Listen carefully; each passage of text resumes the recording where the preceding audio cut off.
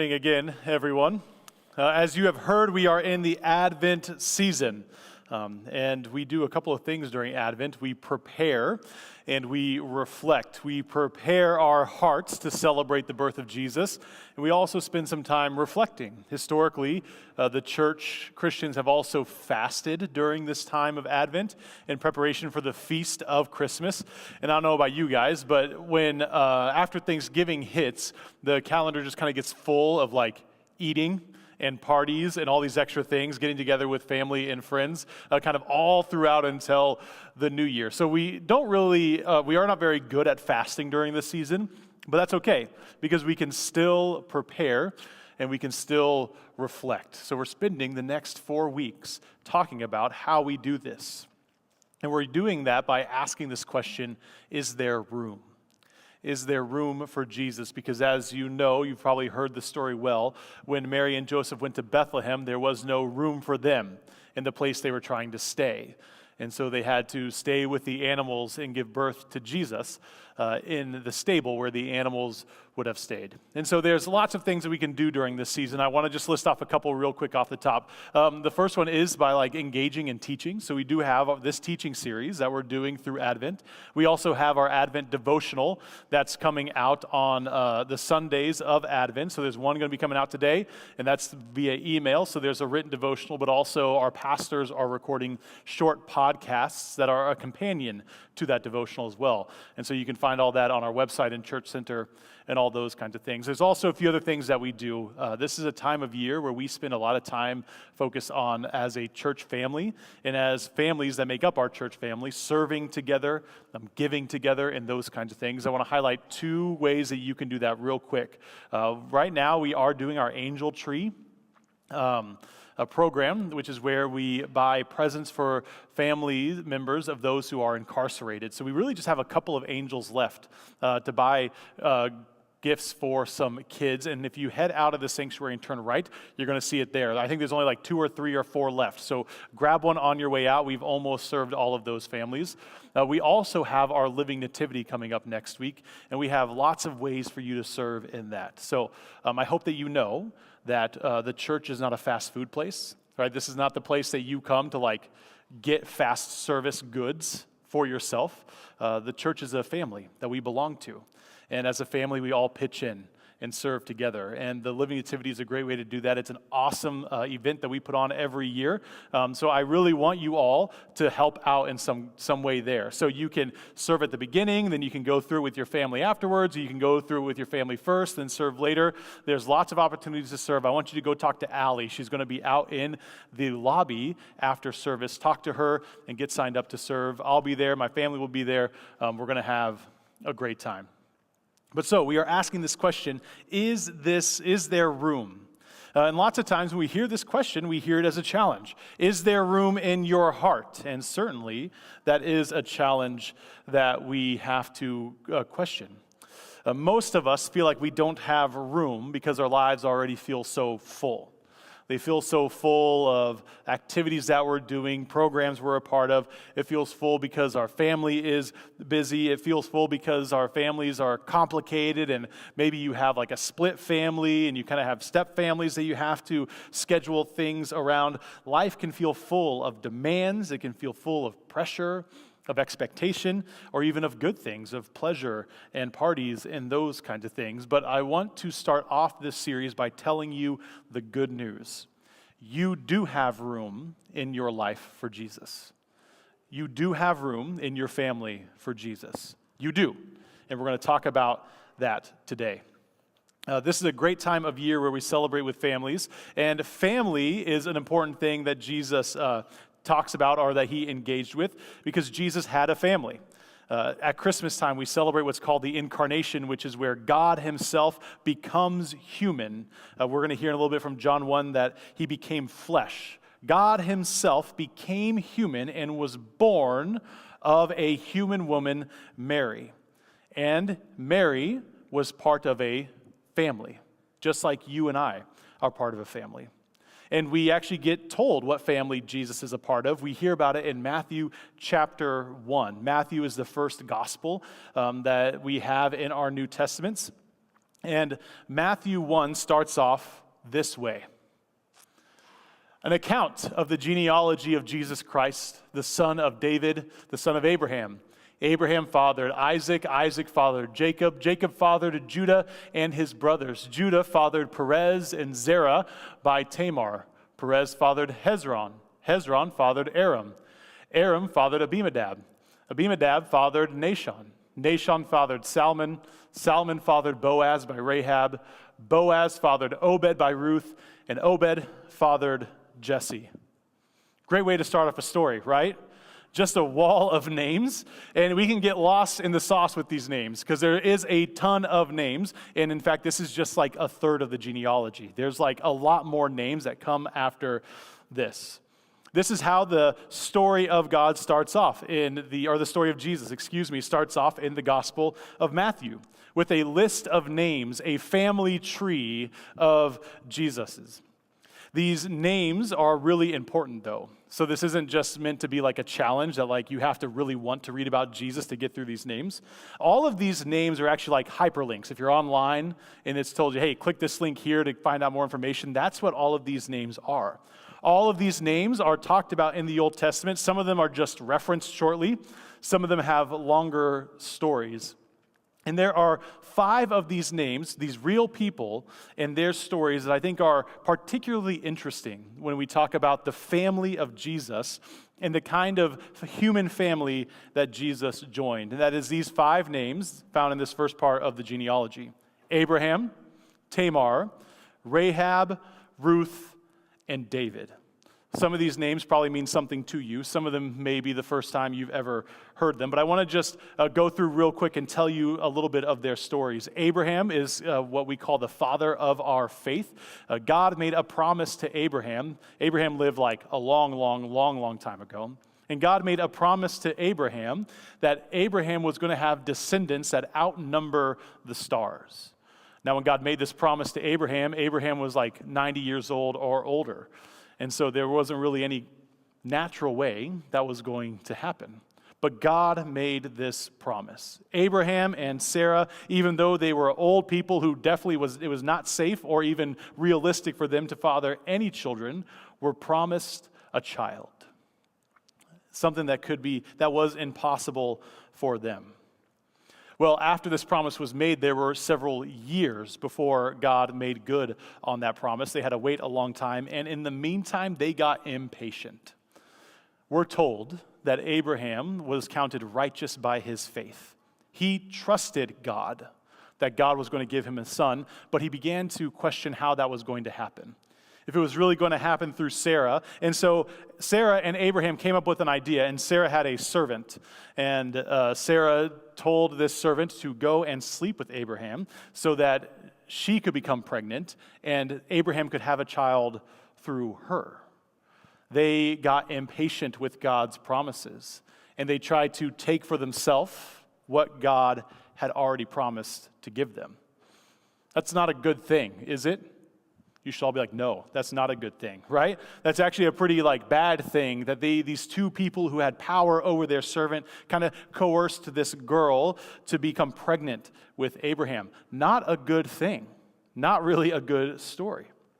We jump down several generations later and we hear about Tamar. Tamar was married to one of Judah's sons. Judah is one of the patriarchs of Israel, so he actually has a whole tribe named after him. And Judah had several sons, and Tamar was married to one of them, and Tamar's husband died. And Judah apparently didn't want to have to deal with the complications of the family drama and all those kinds of things. Typically, if a woman dies, the brother of her husband were supposed to take care of her. They were supposed to marry her, give her some kids so that she could be taken care of. Back then, when this happened, women had no power. They were really very marginalized. And if they didn't have a husband or male children, they were not protected. They were sent off and kind of lived in squalor. They had to beg and plead for food and for shelter and all of these things. And Judah apparently didn't want to have to deal with any of this. And so he just told Tamar, no more. You can't marry another one of my sons. None of the sons wanted to take care of it. So Tamar hatched a plan. She dressed up like a prostitute. She convinced Judah to sleep with her. so that she could have a child. And she mothered 2 children by Judah. Not a very good story, is it? You should all be like, no, not a very good story, right? And then we hear about Rahab. This is several generations even after this. And Rahab did not pretend to be a prostitute. She was a prostitute. And she was a Canaanite, so not an Israelite. She was a Gentile woman. In fact, she was part of the people of Canaan who are Israel's enemies in the Old Testament. She housed some Israelite spies so they could take over the city of Jericho. Rahab, even though she did something very good for the Israelites and ultimately came into the family of faith, definitely had a checkered past. And then we hear about Ruth. Ruth married Boaz. Boaz is Rahab's son. Ruth's story is not a story of scandal or sin. The book of Ruth in the Old Testament is really beautiful. You ought to read it. It doesn't take very long at all. But Ruth was not an Israelite. She lived in Moab. She was a Moabite. She married an Israelite, joined into the family of God that way, but her husband died. They were living in Moab at the time, and so her and her mother-in-law moved back to Israel to try to find some family or some way that they could make a living. She was able to eat by picking up the scraps on the edges of fields where she could get some food, but ultimately she met Boaz, who was a distant relative of her dead husband. Boaz brought her in to his family, married her, gave her children. Ruth gave birth to Jesse, and Jesse is the father of King David. David, we know his story probably pretty well, but there are some dark moments of David's story. We know that David impregnated a woman named Bathsheba, who was a married woman, not married to David. And he could not figure out a way to get out of it, so he sent her husband, Uriah, to the front lines and pulled everybody back so that Uriah would die in battle so he could marry Bathsheba legally and she could have his son. Not a good story, is it? You should all be like, no, not a good story at all. Just in this first portion of the genealogy of Jesus, we hear about these 5 pretty checkered, pretty nasty, kind of scandalous stories. This is the family that God chose to be a part of. God could have chosen any family. This is the family that he could have chosen, that he chose. Matthew's genealogy here is not a boring list. It's the story of God making room in a real family for himself. We have these names with scandal, with failure, with people who are outsiders and foreigners, Gentiles, sexual brokenness, and relational mess between Tamar and Rahab and Ruth and Bathsheba and Judah and Abraham and David. Jesus, we see, does not dip his toe into humanity. When God chose to become man, he jumped in head first, dove into the deep end, and he put on humanity fully. All of humanity. With its scandalous, gross, awful nature, he jumped in completely. And we hear in John 1 that the Word, the Son of God, became flesh and dwelt among us. And through that we observed his glory. The glory of the one and only Son from the Father, full of grace and truth. Jesus did not avoid dysfunction when he was born. He entered the dysfunction. He did not sanitize humanity. He fully embraced it. He didn't hover over the waters of the mess. Instead, he wore it like a garment, and he wore it proudly. And he redeemed humanity. You see, the point is this. If Jesus can enter into this family, he can enter into your family as well. Because I'm guessing your family is a little complicated. I'm guessing your family has some scandal, some shame, a little bit of a checkered past. But Jesus, being fully divine, made room in his divinity for all of humanity. By becoming human, we saw the glory of God.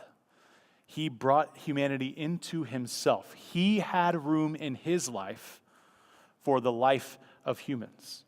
He had room in his own divinity for all of humanity, and there is room even for your humanity, your checkered past, all the grossness and messiness in your life, there is room in him for you also.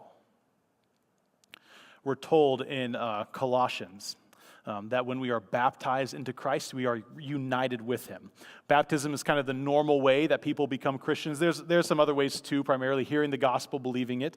But baptism is kind of like historically the normal way people have come into the church. People have become Christian because that's when they hear the gospel when they're babies. They are united with Jesus, and his life becomes our life. This is what we hear in Colossians 3. This is right after Paul talks about baptism. He says, so if you have been raised, there's that baptism language brought back up, raised with Christ, seek the things above where Christ is, seated at the right hand of God.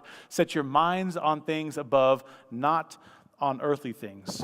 For you died, and your life is hidden with Christ in God. When Christ, who is your life, appears, then you will also appear with him in glory. Paul says it plainly here, your life is hidden with Christ in God. Jesus has taken your life, he has made it part of his life, and he has hidden that with God. Your identity and your whole life is secure. Jesus put on humanity.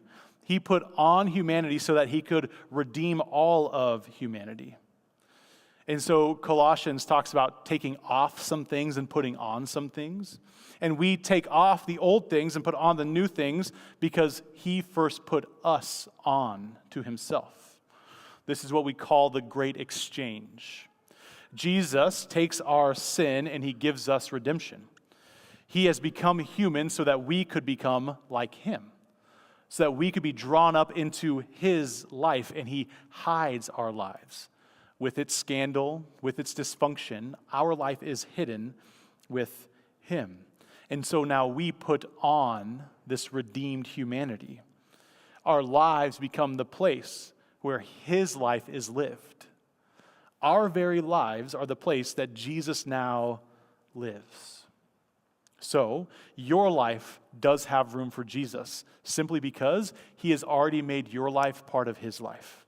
Your life has room for Jesus because he has already claimed you and brought you into his life. You do not have to clean up your life to make room for Jesus. This isn't a situation where you're adding something into your life and it's like your garage or your storage that you have to figure out where all the pieces are going to fit. We're so accustomed to clutteredness in our lives that we think that we have to rearrange things to fit Jesus into it. But he's not surprised by the clutter. In fact, he's already claimed it for himself. We're accustomed to these cluttered stories and complicated families, but Jesus' genealogy proves that he's not embarrassed by that. In fact, that's all part of his glory, is redeeming that clutteredness in the complicated families. Your schedule does have room for Jesus. And it's not because you're so disciplined to know how to spend your time right, but because where you already are, he is actually there already. He works in you. His life is in you as you commute to work. In the hospital room, at the kitchen sink, in the quiet disappointments of life, your whole life is already part of Jesus' life. It's already there. And your family has room for Jesus as well. Humanity does not scare Jesus away. It doesn't scare him off. If we hear about these stories, if those things didn't scare him off, your family won't either. And so Advent, yes, it is an invitation to make room, but it's also a recognition that the room that you're in, he's already there too. He has entered into the room and has drawn it up into himself. Your struggles also have room for Jesus. Your anxiety, your anger, your grief, your relational dysfunction, he's worn it all. He's been part of it all. He experienced that too. So when you feel most unspiritual, most overwhelmed, most unworthy, that's exactly the room where Jesus is already in. He's already there. That's already part of his life. And so Advent is this recognition and preparation for Jesus to receive us. It's a recognition and a preparation for our lives to receive Jesus. And Colossians shows us what a life with Jesus looks like, what Jesus' life looked like. This is what we hear. Therefore, as God's chosen ones, holy and dearly loved, put on compassion, kindness, humility, gentleness, and patience, bearing with one another and forgiving one another if anyone has a grievance against you. Paul goes on to talk about peace ruling over your hearts, love, gratitude overflowing in your life, and worship rising naturally within you. This life sounds pretty good, doesn't it? Like, I know I could use some more compassion and kindness and humility and gentleness. Like, I want that. But here's the thing, is that this list in Colossians is not so much a to-do list or a honey-do list that you got to make sure is checked off. This is the character of Jesus Christ living within and without his people. We do not muster up these virtues by our own strength. We simply put them on. It's like over the last few days, the weather has become quite cold, and I'm sure if you have little kids with you, I'm sure that you guys were very excited to go sledding or spend some time outside. Or even if you had to bundle up to go shovel the snow, you always put on the snowsuit, you put on the coat, you put on the right boots, because you have to be prepared for the kind of environment that you're walking out into in order to work in that environment well. And so we put on Christ for the same reason. He has changed our whole life. He has changed our life to include things like kindness and compassion and humility and gentleness already. And what we're doing is we're putting on the right clothes for the appropriate environment we're going out into.